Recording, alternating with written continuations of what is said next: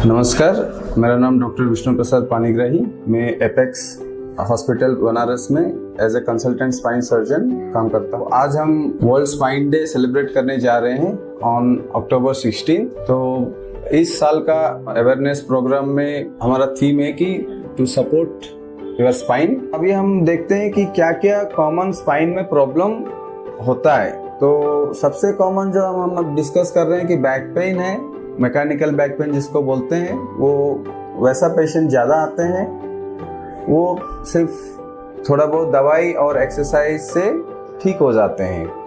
दूसरे मरीज आते हैं जिसको बोलते हैं हेर्निएटेड डिस्क, जिसमें क्या होता है कि आपका हेर्निएटेड डिस्क बोलते हैं तो ये एक डिस्क होता है, जेली लाइक चीज़ होता है कमर के रीढ़ के हड्डी के बीच में, जो फट के पंचर होके बाहर निकलता है और नस को दबाव डालता है। तो इसको हेर्निएटेड डिस्क बोलते हैं। तो इसमें आपको कमर के दर्द के साथ पैर में भी दर्द होगा और भारीपन होता है और कभी कभी कमजोरी भी होता है। तो इसको हेर्निएटेड डिस्क बोलते हैं। दूसरा है स्कोलियोसिस, जिसमें रीढ़ की हड्डी टेढ़ा हो जाता है। वो बच्चों में ज़्यादातर दिखने मिलता है।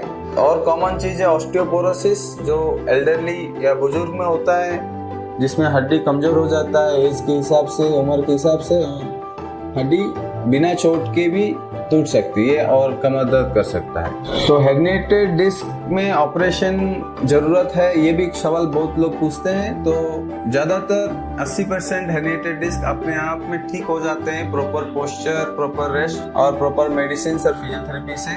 10-15% पॉपुलेशन में हेर्निएटेड डिस्क ज़्यादा दिक्कत करता है। उनका कमर दर्द, पैर दर्द कम नहीं होता है या कमजोरी आ जाता है, तो उनमें ऑपरेशन करना पड़ता है, जो दूरबीन से होता है या एंडोस्कोपी से होता है, और उसका सक्सेस रेट आसपास 90% है। दूसरा सवाल ये पूछते हैं कि अभी देखते हैं कि क्या क्या कमर के लिए ऑपरेशंस होते हैं। तो ऑपरेशन कमर का कई तरीका का होता है। एक होता है, अभी डिस्कस किया हमने, माइक्रो डिस्केक्टमी या एंडोस्कोपिक डिस्केक्टमी बोलते हैं, जिसमें हेर्निएटेड डिस्क को दूरबीन के सहायता से निकालते हैं और नस को रिलीज करते हैं। तो वो हो गया डिस्केक्टमी।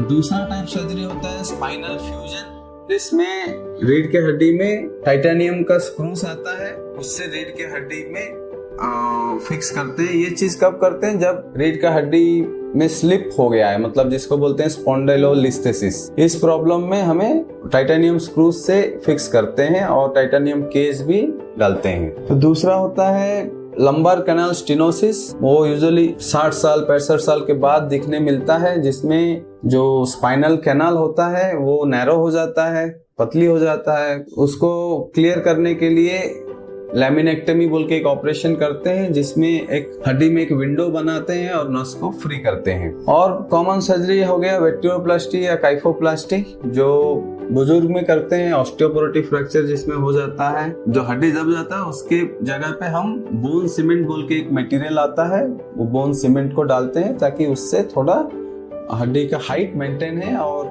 दर्द कम हो। तो ये कुछ सर्जरी स्पाइन का है जो हम रेगुलर बेसिस में करते हैं।